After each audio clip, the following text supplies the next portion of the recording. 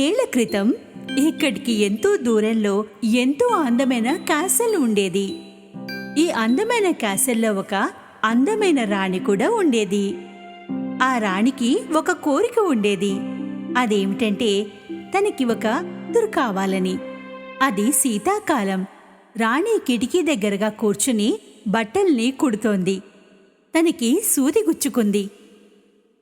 ఆమె కాటన్తో రక్తాన్ని తుడుస్తూ ఒక కోరిక కోరుకుంది. నాకొక కోరిక, నాకొక అందమైన కూతురు కావాలి. ఆమె రంగు స్నో అంత తెల్లగా ఉండాలి. ఆమె కళ్ళు నక్షత్రాల్లా ఉండాలి. ఆమె పెదాలు చెర్రీలా ఉండాలి. ఆమె మనసు సంతోషాలతో నిండి ఉండాలి. ఇక ఒక రోజున రాణి కోరిక తీరింది. ఆమెకి అందమైన కూతురు పుట్టింది. ఆమె తనకి స్నో వైట్ అని పేరు పెట్టింది. రోజులు ఎంతో వేగంగా గడిచిపోతున్నాయి. ఆమె సంతోషం ఎక్కువ కాలం నిలవలేదు. దయగల రాణి అనారోగ్యంతో మరణించింది. రాజుకు కూడా వయసు పెరిగింది. బలహీనం కాసాగాడు. దాంతో రెండో పెళ్లి చేసుకున్నాడు. ఈ రాణి చూడటానికి ఎంతో అందంగా ఉంటుంది, కానీ మనసు మాత్రం లేదు. ఎంతో అహంకారం కలది. ప్రతిరోజు రాణి తన మ్యాజిక్ మిర్రర్లో చూసుకుంటూ ఒక ప్రశ్న అడుగుతూ ఉండేది. మిర్రర్, నాకు చెప్పు, ప్రపంచంలో అందగత్తె ఎవరన్నది? దానికి మిర్రర్ జవాబిచ్చేది. మీకన్నా ఎక్కువ అందము వేరెవరుంటారు? రాణి ఈ జవాబు విని ఎంతో సంతోషించేది. ఈ దుష్టురాలు రాణి రాగానే క్యాసిల్లో అంతా మారిపోయింది. ఆమె చేసే పనుల వల్ల కింగ్డమ్కు ఎంతో నష్టం వచ్చింది. ఈ సమస్యల్ని పరిష్కరించడానికి రాజు క్యాసిల్ నుండి బయటికి వెళ్ళాడు. దుష్టురాలైన రాణి ఎంతో సంతోషించింది. ఎందుకంటే రాజు లేడు, ఇక తనకిష్టం వచ్చినట్టుగా ఉండొచ్చని. ఎన్నో ఏళ్లు గడిచిపోయాయి. ఇక స్నో వైట్ పెరిగి పెద్దదై ఎంతో అందమైన యువతిగా మారింది. కొద్ది దూరంలో ఉన్న నదిలో నీళ్లు తాగుతున్న రాజుకు స్నో వైట్ యొక్క ప్రతిబింబం కనిపించింది. చుట్టుపక్కల ఎన్నో పక్షులు కనిపించాయి, కానీ స్నో వైట్ మాత్రం కనిపించలేదు. ఒక రోజున రాణి మళ్ళీ తన మ్యాజిక్ మిర్రర్ని అడిగింది. మిర్రర్, నాకు చెప్పు, ప్రపంచంలో అందగత్తె ఎవరన్నది? ఎలా చెప్పను? నీవు కాదు మహారాణి, స్నో వైటే అందరికన్నా అందమని. ఇది విన్న రాణికి ఎంతో కోపం వచ్చింది. ఆమె ఎంతో ముఖ్యమైన సిపాయిని పిలిచి భయంకరమైన ఆదేశాన్నిచ్చింది. నువ్వు స్నో వైట్ ని అడవిలోకి తీసుకెళ్ళు, దాని గుండెని తీసుకునిరా.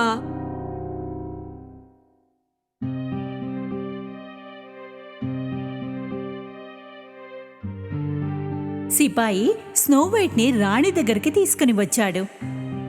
ఎలా ఉన్నావు స్నో వైట్? నీకు క్యాసల్లో బోర్ కొడుతోందని అనుకుంటున్నా. వెళ్ళి అడవిని చూసిరా. మా నమ్మకస్తుడైన హంటర్ నిన్ను జాగ్రత్తగా చూసుకుంటాడు.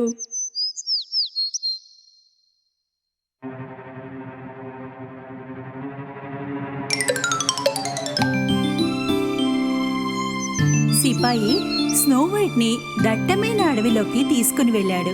అక్కడ తన పనిని పూర్తి చెయ్యాలి. అయితే స్నో వైట్ స్వభావము, దయతో ఉన్న మనసుని చూసి ఆగిపోయాడు. అతను ఆమెని హెచ్చరించాడు, క్యాసల్కి వెనక్కి వెళ్ళొద్దు అని. సూర్యాస్తమం కాగానే ఆమెని అక్కడే వదిలి సిపాయి క్యాసల్కు వెనక్కి వెళ్ళాడు. స్నో వైట్కు ఒంటరితనంలో చీకటిని చూసి ఎంతో భయపడింది. ఒక చెట్టు కింద కూర్చుని ఏడవసాగింది. నిద్ర పట్టే వరకు అలా ఏడుస్తూనే ఉండిపోయింది. ఉదయం పక్షుల కిచకిచలకి మెలకు వచ్చింది. ఎందుకంటే అవన్నీ ఆమెకి స్నేహితులైపోయాయి. ఈ పక్షులన్నింటికీ ఆమె ముందే తెలుసు. అందుకే దారి చూపిస్తూ ఆమెని ఇంటి వరకు తీసుకుని వచ్చాయి. వాళ్ళ ఇల్లు ఎంతో అందంగా చిన్నదిగా ఉంది.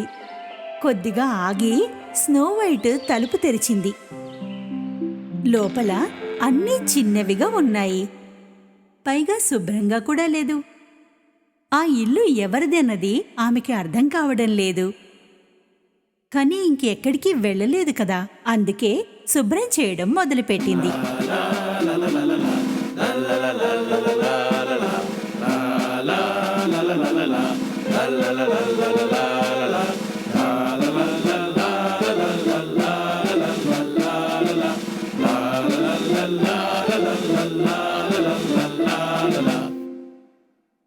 ఇంటిని శుభ్రం చేసిన తర్వాత ఆ చిన్ని చిన్ని గిన్నెల్లో వంట చేసుకుని తింది.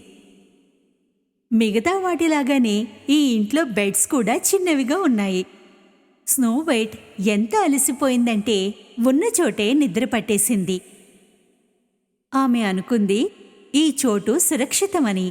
3 బెడ్లని దగ్గరగా జరిపి నిద్రపోయింది. సాయంత్రం 7 డ్వార్ఫ్స్ పని పూర్తి చేసుకుని తమ ఇంటికి చేరుకున్నారు. వాళ్ళకి ఎంతో సంతోషంగా అనిపించింది. ఇల్లు ఎంతో శుభ్రంగా ఉంది. మంచి భోజనం యొక్క సువాసనలు కూడా వచ్చాయి. అలవాటు ప్రకారంగానే కొంత భోజనం కింద పడిపోయింది.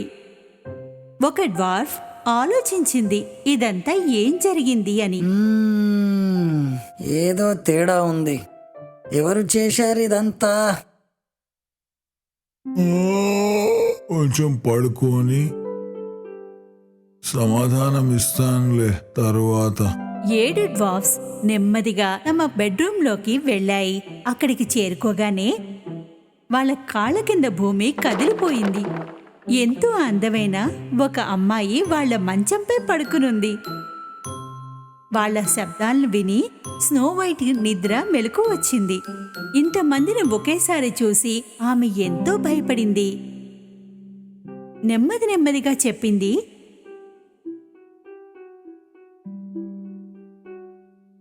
నేను స్నో వైట్ని. నన్ను క్షమించండి. నేను ఏదైనా తప్పు చేస్తే నా ఉద్దేశం తప్పుగా లేదు. నాకు తెలుసులే. లేకపోతే మా కోసం వంట చేయడం ఏంటి, ఇదంతా ఊడవడం ఏంటి? డాగ్ చెప్పాడు. మేము 7 డ్వార్ఫ్స్లము. వీడు హ్యాపీ, గ్రంపీ, వీడు డోపీ, స్నీజీ, డాష్ఫర్డ్, నేను డాగ్.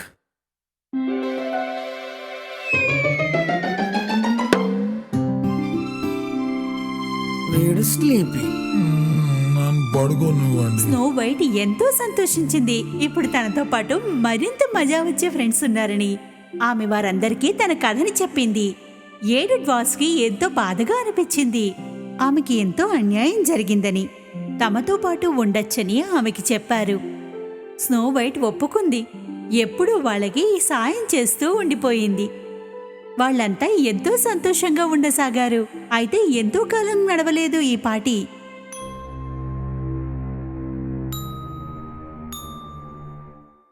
ఒక రోజున దుష్టరాణి మ్యాజిక్ మిర్రర్ని మళ్ళీ అదే ప్రశ్న అడిగింది. మిర్రర్, నాకు చెప్పు, ఎవరు అందగత్తె ఈ ప్రపంచంలో? మహారాణి, దయచేసి నన్ను క్షమించు. స్నో వైటే అందరికన్నా ఎక్కువ అందంగా ఉంటుంది. అయితే రాణి అనుకుంది ఆమె చనిపోయిందని. ఆమెకి తెలీదు సిపాయి తన పనిని పూర్తి చేయలేదని. ఇప్పుడు స్వయంగా పని పూర్తి చేయాలని నిర్ణయించుకుంది.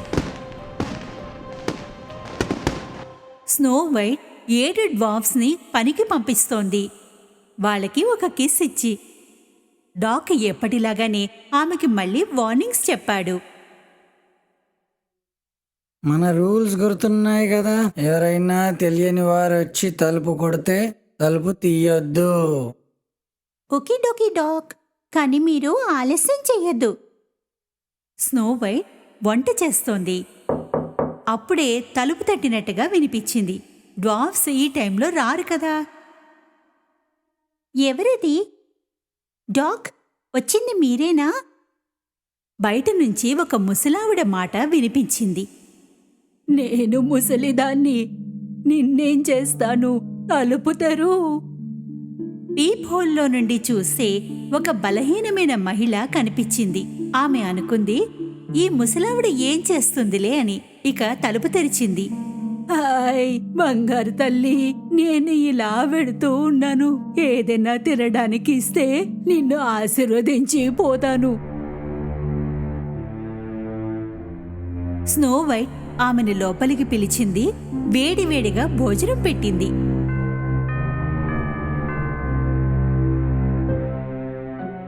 దేవుడు నిన్ను చల్లగా చూస్తాడు. నా దగ్గర డబ్బైతే లేదు కానీ నా దగ్గర మంచి యాపిల్ ఉంది. దీని ప్రతి ముక్కలో జాదూ ఉంది. స్నో వైట్ వెంటనే దాన్ని కొరికింది. వెంటనే కళ్ళు తిరిగి పడిపోయింది. ఈ ముసలావిడ ఎవరో కాదు, ఆ దుష్టరాణియే. ఇక ఆ యాపిల్లో మంత్రం లేదు, విషం ఉంది. ఒక్క ముక్కలోనే ఎంత విషం ఉందంటే స్నో వైట్ ఎలాంటి నిద్రపోయిందంటే ఇక ఎప్పటికీ మెలకువ రాదు. 7 డ్వార్ఫ్స్ ఇంటికి చేరుకోగానే వారికి స్నో వైట్ నేలపై పడి ఉండడం కనిపించింది. డాక్ ఆమె తిన్న యాపిల్ని చూశాడు. స్నో వైట్ నిద్రపోతున్నప్పుడు కూడా ఎంతో అందంగా ఉంది. డ్వార్ఫ్స్ ఆమెని ఒక అందమైన గ్లాస్ బాక్సులో అలంకరించి పెట్టారు. అడవిలో ఎలాంటి చోటున ఉంచారంటే అడవిలో ఆమె మిత్రులందరూ వచ్చి ఆమెని కలిసేలా ఉంచారు. ఒకరోజు ఒక ప్రిన్స్ అదే అడవికి వచ్చాడు. అప్పుడు స్నో వైట్ నిద్రపోతోంది. పక్షులు అతనికి మార్గం చూపాయి. ఎక్కడికంటే స్నో వైట్ ఎక్కడ నిద్రపోతోందో అక్కడికి. ప్రిన్స్ తన కళ్ళని నమ్మలేకపోయాడు. తను చూస్తున్నది అదే అందమైన ప్రిన్సెస్ అని. ఆమె ప్రతిబింబాన్ని తను ఒకసారి నదిలో చూశాడు. ఎన్నోసార్లు కల్లో కూడా చూశాడు. అతను గ్లాస్ బాక్స్ కవర్ని తొలగించాడు. స్నో వైట్కు ముద్దు పెట్టాడు. అదే క్షణంలో స్నో వైట్ ఇంకా ప్రిన్స్ ఇద్దరి కలలు నిజమయ్యాయి. వాళ్ళ ప్రేమ దుర్మార్గాన్ని గెలిచింది. స్నో వైట్ మళ్ళీ జీవించింది. అదే సమయంలో రాజుకి తన కూతురికి జరిగిన అన్యాయం గురించి తెలిసింది. అప్పుడు అతను మ్యాజిక్ మిర్రర్ ని పగలగొట్టాడు. రాణిని క్యాసల్ నుండి దూరం పంపించేశాడు. స్నో వైట్ తన ఇంటికి, తన క్యాసల్ కి తిరిగి చేరుకుంది, తన తండ్రి వద్దకు. స్నో వైట్ ఇంకా ప్రిన్స్ కి పెళ్లి జరిగింది. స్నో వైట్, రాజు, ప్రిన్స్, 7 డ్వార్ఫ్స్ కలిసి సంతోషంగా ఉన్నారు.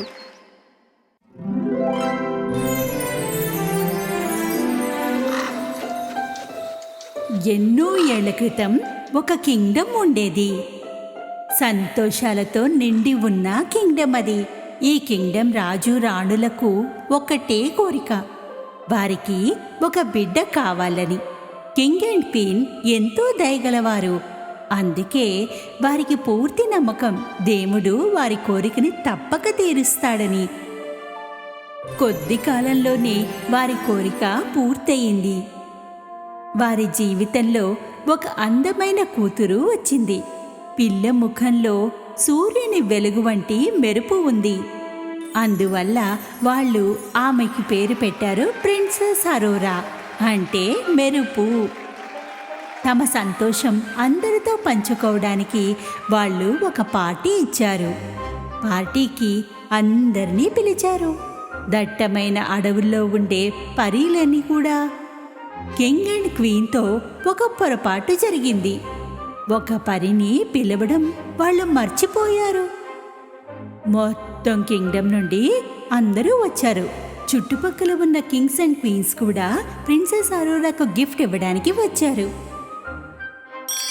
ఆ తర్వాతి వంతు వచ్చింది ఆ 12 మంది పరీలకు. వాళ్ళు అరోరాకు ఎంతో ఎక్స్క్లూజివ్ గిఫ్ట్స్ ఇచ్చారు. తమ మ్యాజిక్ వాండ్తో ఆమె ప్రతి కోరిక తీరేలా వరం ఇచ్చారు. చివరికి 3 పరీలు మాత్రమే మిగిలారు. ప్రపంచంలో అన్ని సంతోషాలతో నీ జీవితం నిండి ఉండాలి.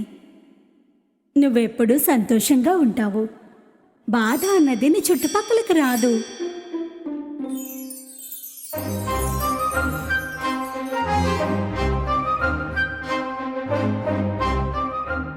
చివరి పరి వంతు రాగానే ఏదో వింత జరిగింది. అన్ని వైపుల నుండి పచ్చని రంగు వ్యాపిస్తోంది.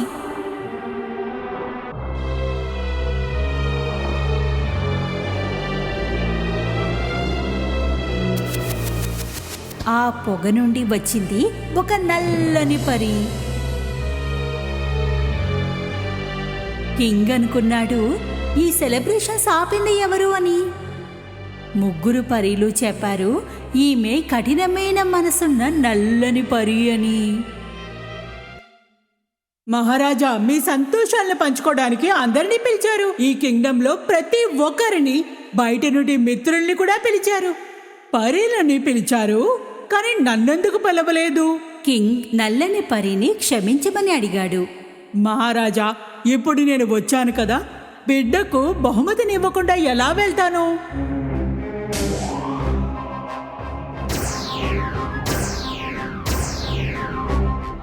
రాజకుమారి జీవితంలో సంతోషాలు నిండి ఉంటాయి, డబ్బు ఉంటుంది.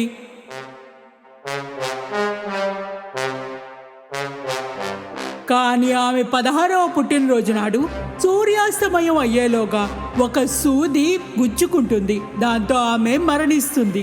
ఈ దుష్టుణ్ణి పట్టుకోండి. కింగ్ గట్టిగా అరిచాడు, కానీ నల్లని పరి నవ్వుతూ మాయమైపోయింది.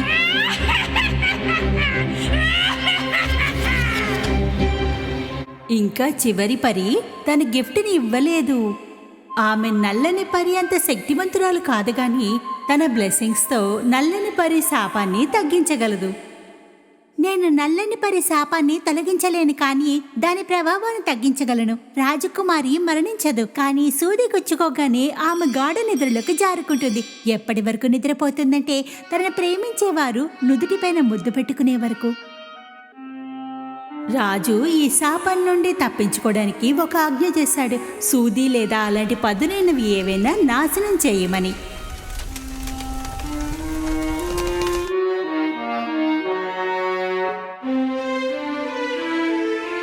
పరిల ఆశీర్వాదం వల్ల ప్రిన్సెస్ అరోరా అందంగా పెరుగుతోంది.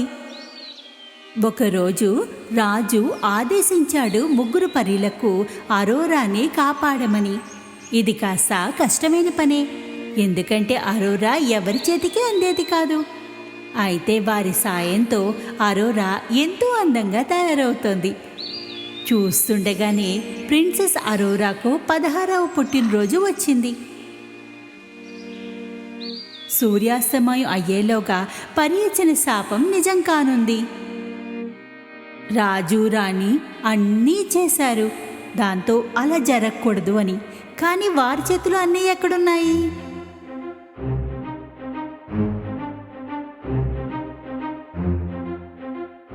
వారు ప్రిన్సెస్ని ఒక గదిలో బంధించారు, ఆమె మంచి కోసమని. అరోరాకి కారణం తెలియదు. ఆమెకు చాలా బాధగా అనిపించింది. ఉన్నట్టుండి ఒక తలుపు అక్కడ ప్రత్యక్షమైంది. ఇక అరోరాని తన వైపుకు ఆకర్షించింది.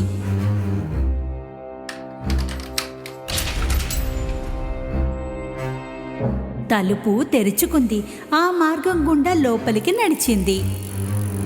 ఆమెకి కనిపించింది ఒక స్త్రీ కుట్టు పని చేస్తూ ఉంది.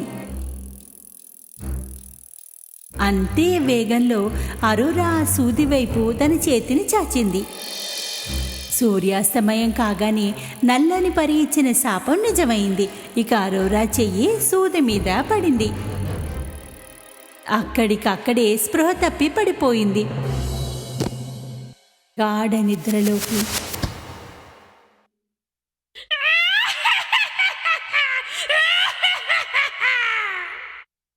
నల్లని పరి శాపం ఎన్ని ప్రయత్నాలు చేసినా తప్పించుకోలేకపోయారు. ఆమెకి అందమైన బట్టలు వేసి పూల మంచంపై పడుకోబెట్టారు. అప్పటి నుండి అరోరాని స్లీపింగ్ బ్యూటీ అన్నారు. రాజు రాణి అరోరా ఎలాంటి ఇబ్బంది పాలు కాకూడదని తలిచారు. అందువల్ల వారు అందరినీ నిద్రపోమ్మని ఆదేశించారు, ప్రిన్సెస్కు మెలకువ వచ్చే వరకు.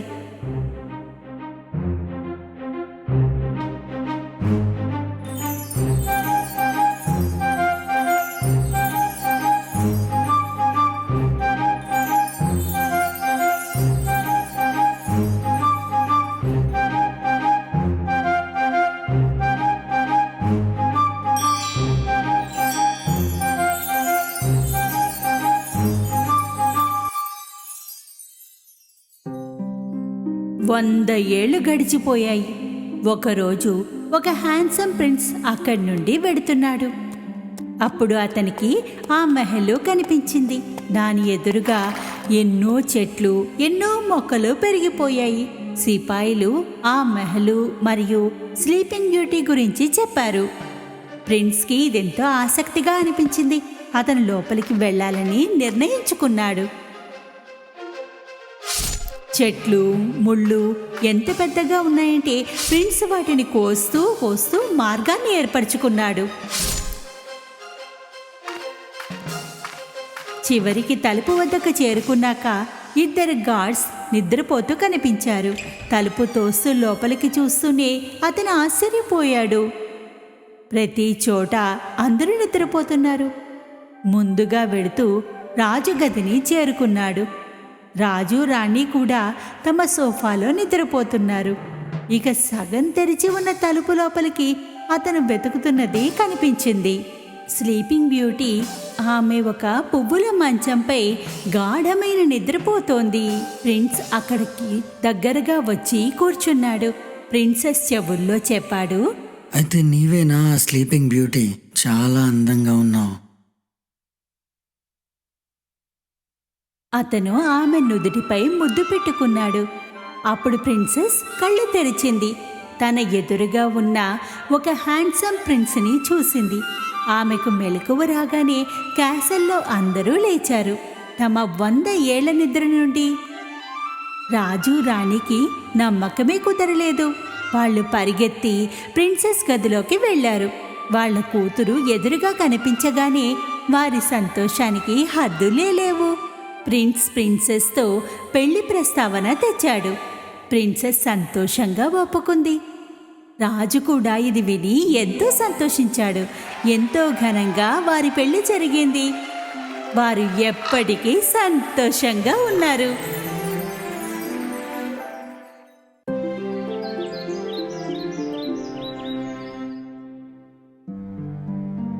ఒకసారి ఒక దూరదేశంలో ఒక మంత్రగత్తె ఉండేది.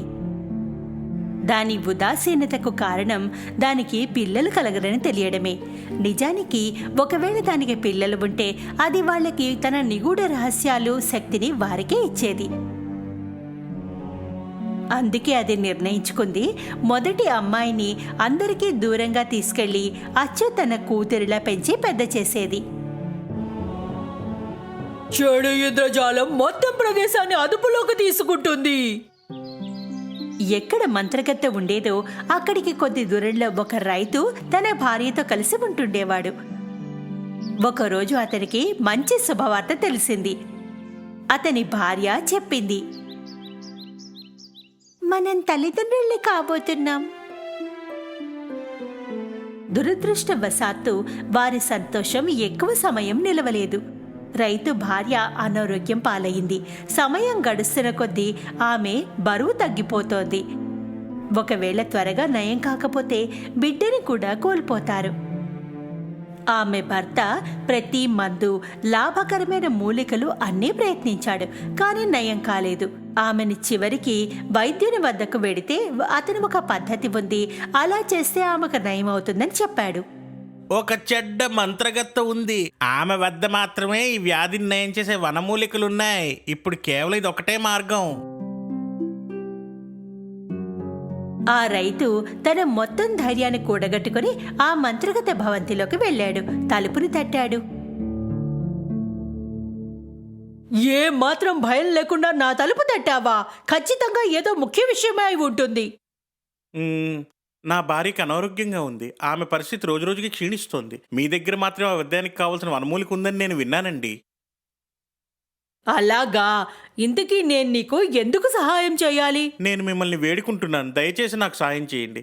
నా భార్య గర్భవతి. ఆమె చికిత్స చేయకపోతే నేను ఇద్దరినీ పోగొట్టుకుంటాను. అతని స్థితి గురించి విన్నాక మంత్రగత్తె తన మనసుని మార్చుకుంది. అతనికి సహాయం చెయ్యాలని నిర్ణయించుకుంది. నువ్వు నేను చెప్పినట్టుగా చేస్తే నేను నీకు సహాయం చేస్తాను. మంత్రగత్తె చికిత్స కోసం మూలికల్ని ఇచ్చింది. నువ్వు ఈ మూలికల ఆకులని ఒక్కొక్క ముక్కగా చేసి నీ భార్యకు రోజు తినిపించు. ఆమెకు నయం అవుతుంది. అతను ఎంతో సంతోషంగా పరిగెత్తుకుని ఇంటికి చేరుకున్నాడు. అతని భార్యకు రోజూ ఆకుల ముక్కల్ని తినిపించసాగాడు. ఆమె ఆరోగ్యం మెరుగవ్వసాగింది. ఆమె కోల్పోయిన బరువు కూడా నెమ్మదిగా పెరగసాగింది. కానీ కొద్ది రోజుల తర్వాత మంత్రగత్తె ఇచ్చిన ఔషధం అయిపోయింది. భార్య ఆరోగ్యం మళ్లీ మొదటికి వచ్చింది. ఈసారి ఎంతో తక్కువ సమయంలో ఆమె పరిస్థితి విషమించింది. మరో దారి లేకపోవడంతో ఆ రైతు మంత్రగత్తె భవంతి వైపుకు మళ్లీ వెళ్ళాడు. మంత్రగత్తెకు తెలుసు ఆ వ్యక్తి మళ్లీ వస్తాడని. ఈ విత్తనం మాత్రమే నీ భార్యకు నయం చేయగలదు. దీన్ని నువ్వు నీ తోటలో నాటుకో. అప్పుడు నీ భార్యని పిల్లని కూడా కాపాడుకోగలవు. కానీ దానికో షరతు ఉంది. నువ్వు నీ బిడ్డను పుట్టగానే నాకు తెచ్చి ఇవ్వాలి. నేను నీ షరతుని ఎన్నటికీ ఒప్పుకోను. అయితే వెళ్ళిపో ఇక్కడి నుండి. మంత్రగత్త అతని ముఖంపైనే తలుపు వేసేసింది. దుఃఖంతో ఆ వ్యక్తి ఇంటికి చేరుకున్నాడు. తన భార్యకు ఈ విషయం ఏమీ చెప్పలేడు కూడా. రోజులు గడుస్తున్న కొద్దీ పరిస్థితి విషమిస్తోంది. ఆమె బిడ్డకు కూడా ప్రమాదం కనిపిస్తోంది. రైతుకు రాత్రులు నిద్ర పడ్డం లేదు. ఒకవేళ మంత్రగత షరతుని ఒప్పుకోకపోతే తన భార్య బిడ్డని కూడా పోగొట్టుకుంటాడు. ఒకవేళ షరతును ఒప్పుకుంటే పుట్టగానే బిడ్డని ఇచ్చేయాల్సి ఉంటుంది. కానీ తన భార్య బిడ్డ ఇద్దరూ దక్కుతారు. అందుకే అతను నిర్ణయించుకున్నాడు. మంత్రగత్తె మహలకు వెళ్ళాడు. అతను మంత్రగత్తె షరతుని ఒప్పుకున్నాడు. విత్తనాన్ని తీసుకుని ఇంటికొచ్చాడు. మంత్రగత్తె ఇచ్చిన విత్తనాన్ని తన తోటలో పాతిపెట్టాడు. విత్తనం అతి తక్కువ సమయంలోనే పెరిగి పెద్దదయింది. రైతు తన భార్యకు తను నాటిన మొక్క ఆకులు తినిపించసాగాడు. ఆమె ఆరోగ్యం రోజురోజుకు నయం కాసాగింది. మంచి ఆరోగ్యవంతమైన బిడ్డకు జన్మనిచ్చింది. కానీ ఆ రైతుకు ఇప్పుడు భయంగా ఉంది. ఎంత అందమైన బిడ్డ! ఆ రోజు రాజమహల్లో ఒక ఉత్సవం జరిగింది. రాణి కూడా ఒక బిడ్డకు జన్మనిచ్చింది. రాజు ఎంతో సంతోషంగా ఉన్నాడు. ఎందుకంటే ఇప్పుడు తన తర్వాత రాజకుమారుడున్నాడు. భవిష్యత్తులో రాజు అవుతాడు. రాజ్యంలో ప్రజలంతా పెద్ద మనసులో రాజుని రాణిని ఎంతో ప్రేమిస్తున్నారు. ఎవరికీ తెలియదు భవిష్యత్తులో ఒకరోజు ఆ పిల్లలిద్దరి జీవితాలు ఎలా ఉంటాయన్నది. భార్యాభర్తలిద్దరి సంతోషం ఎక్కువ రోజులు నిలవలేదు. ఆ రోజు మంత్రగత్తె వచ్చింది. బిడ్డని అడిగింది. భార్యాభర్తలిద్దరూ గుండెని రాయి చేసుకుని బిడ్డని ఆమెకిచ్చేశారు. నా కూతురు, నా చిట్టి కూతురు, అయ్యో! ఇప్పటి నుండి నా కూతురు, మీరు చింతించకండి. ఈమెని చక్కగా చూసుకుంటాను. రపుంజల్ అని పేరు పెడతాను. మంత్రగత్తె బిడ్డని తీసుకుని అడవిలోకి వెళ్ళిపోయింది. అక్కడ ఎంతో పెద్ద టవర్ ఉంది. మంత్రగత్తె మెట్లపై నుండి టవర్ పై వరకు నడిచింది. ఆమె చివరికి భవంతిలో ఒక గది వరకు చేరింది. మంత్రగత్తె ఆ బిడ్డని అక్కడ పెంచసాగింది. రాపుంజల్, నా అందమైన బంగారు తల్లి! మంత్రగత్తెని తన తల్లి అనుకుని రాపుంజల్ ఆ టవర్లోనే తన జీవితాన్ని జీవించసాగింది. పగలంతా రాపుంజల్ టవర్ కిందకి దిగి మహల్ ఎదురుగా ఆడుకుంటుండేది. రాత్రి మళ్లీ టవర్ ఎక్కి చివరి అంతస్తులో తన గదిలోకి వెళ్లిపోతుండేది. మంత్రగత్తె రాపుంజల్ అందమైన జుట్టుని ఎప్పుడూ కత్తిరించలేదు. మంత్రగత్తె రోజు ఆమె జుట్టుని దువ్వెనతో దువ్వేది. చిన్న పిల్లకు ఇది బాగా నచ్చేది. రోజులు గడుస్తున్నాయి. రాపుంజల్ ఇప్పుడు పెద్దదయ్యింది. ఇప్పుడు ఆమె యవ్వన దశకు వచ్చింది. ఒకరోజు మంత్రగత్తె టవర్ వద్దకు వెళ్ళింది. రాపుంజల్ని బయటికి పిలిచింది. రాపుంజల్, నా బంగారు తల్లి, నీ అందమైన జుట్టుని కిందకు విసురు. రాపుంజల్ తన అందమైన జుట్టుని కిందకి విసిరింది. ఆమె జుట్టు ఇప్పుడు కింది వరకు చేరుతోంది. చాలా బాగుంది. మంత్రగత్తె టవర్ మెట్ల వరకు చేరుకుంది. మళ్లీ చివరికి మెట్ల వద్దకు వెళ్లి తన మాయ చేత జుట్టుని మెట్లపైకి విసిరింది.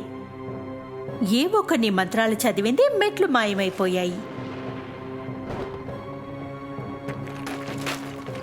ప్రపంచంలో ఏ మంత్రము కూడా ఈ మెట్లని మళ్ళీ వచ్చేలా చేయలేదు.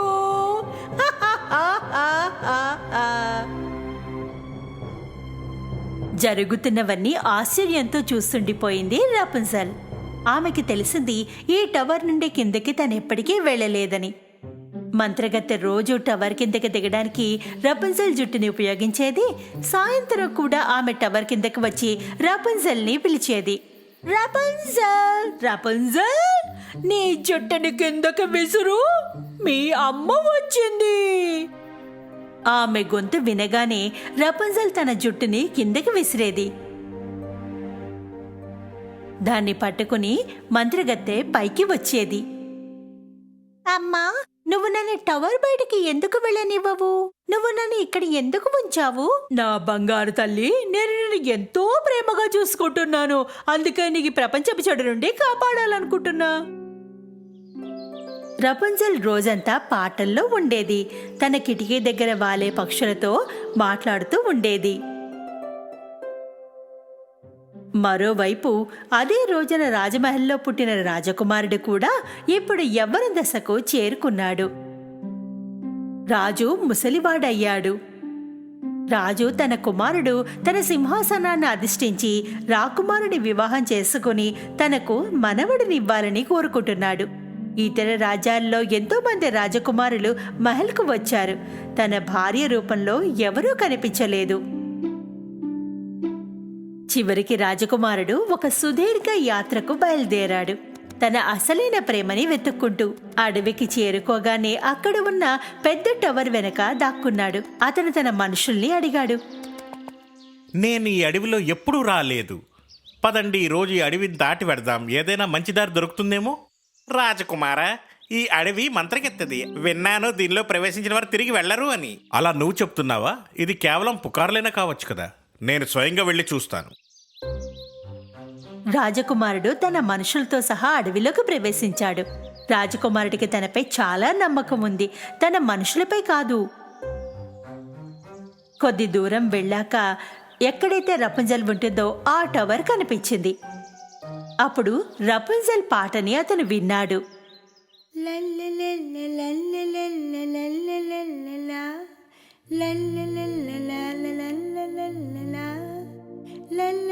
ఎంత తీయటి స్వరం! టవర్ దగ్గరకు వెళ్ళాడు రాజకుమారుడు. ఆమె పాటని విన్నాడు. కొంతసేపటి వరకు ఆనందిస్తూనే ఉండిపోయాడు.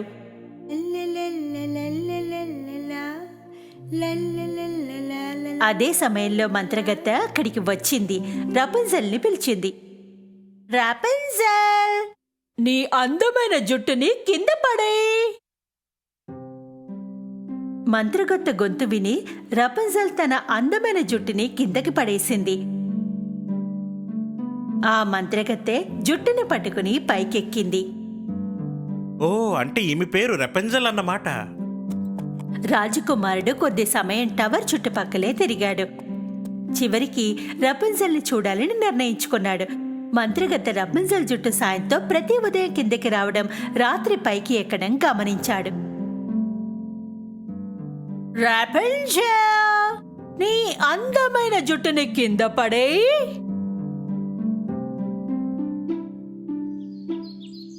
చివరికి ఒకరోజు రాజకుమారుడు తన మొత్తం ధైర్యాన్ని కూడగట్టుకుని మంత్రగత్తె లేని సమయంలో టవర్ వద్దకు వెళ్లి పిలిచాడు. రపుంజల్, రపుంజల్.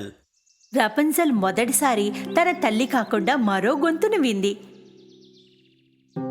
ముందు సంకోచించింది, కానీ తర్వాత ఆమె ఎంతో ఉత్సాహంతో ఎవరనేది చూడాలనిపించింది. అందుకే కిటికీ నుండి కిందకి చూసింది. ఆమె చూసింది ఒక నవ యువకుడు కింద తనని చూస్తుండడం. నువ్వు ఎవరివి? నీకు నా పేరెలా తెలుసు? నేను ఈ సామ్రాజ్యానికి రాకుమారుణ్ణి. నేను నీ అద్భుతమైన స్వరాన్ని విన్నాను. నేను నిన్ను కలవాలని వచ్చాను. అపరిచితులతో మాట్లాడేందుకు నాకు అనుమతి లేదు. దయచేసి వెళ్ళిపో. నీకు నా వల్ల ఎలాంటి ప్రమాదం ఉండదు, నేను మాటిస్తున్నాను. దయచేసి కిందకి రా, మన ఇద్దరం మాట్లాడుకోవచ్చు. నేను కిందకి రాలేను, ఇక్కడ మెట్లు లేవు. త్వరగా ఇక్కడి నుండి వెళ్ళిపో. అమ్మ నిన్ను చూడకూడదు.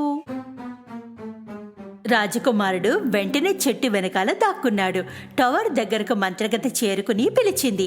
రపుంజల్ జుట్టు పట్టుకుని పైకి వచ్చింది.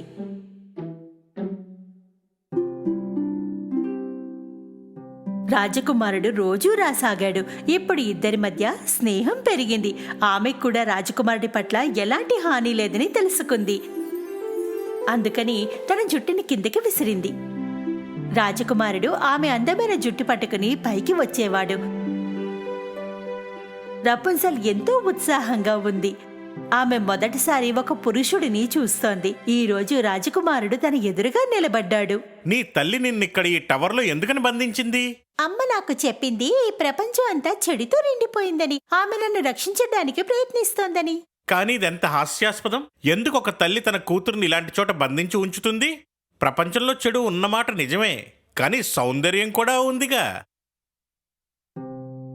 రపున్జెల్ రాజకుమారుడు చెప్పింది నిజమా అన్న విషయాన్ని తెలుసుకోవడానికి ఉత్సాహంగా ఉంది. ఆమె కూడా బయటి ప్రపంచం గురించి తెలుసుకోవాలనుకుంటోంది.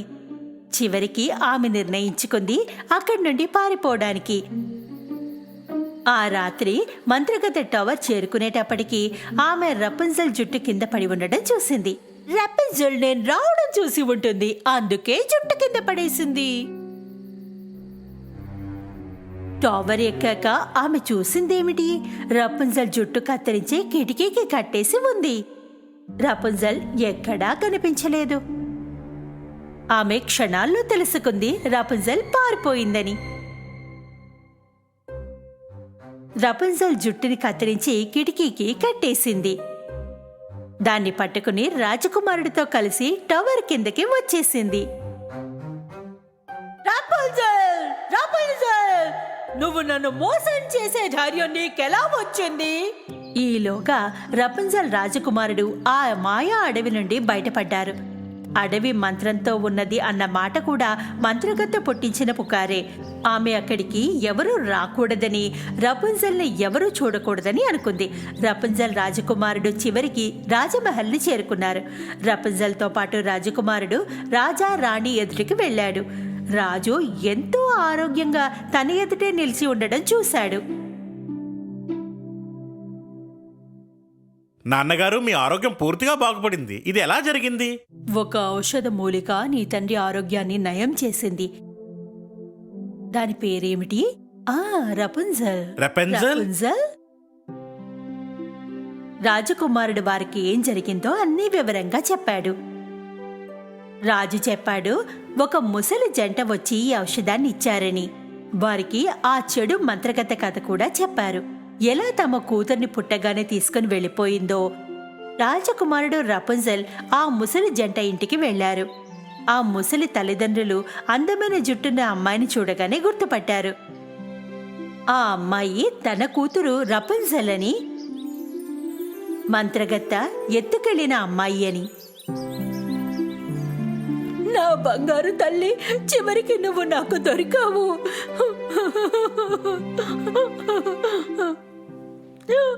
మొదటి నుండి మొత్తం జరిగింది విన్నాక రపున్జెల్ తన తల్లిదండ్రుల్ని గుర్తించింది. రాజకుమారుడు రపున్జెల్ని వివాహం చేసుకున్నారు. సంతోషంగా ఉండసాగారు. ఆ టవర్లోకి వెళ్లిన మంత్రగత్తెకేమైంది? రాజు మంత్రగత్తెని పట్టుకున్నాడు. ఆమెని ఆ టవర్లోనే ఖైదు చేశాడు. టవర్ కింద సైనికులని కాపలాగా ఉంచాడు. మంత్రగత్తె అక్కడి నుండి పారిపోకుండా కట్టుదిట్టం చేశాడు.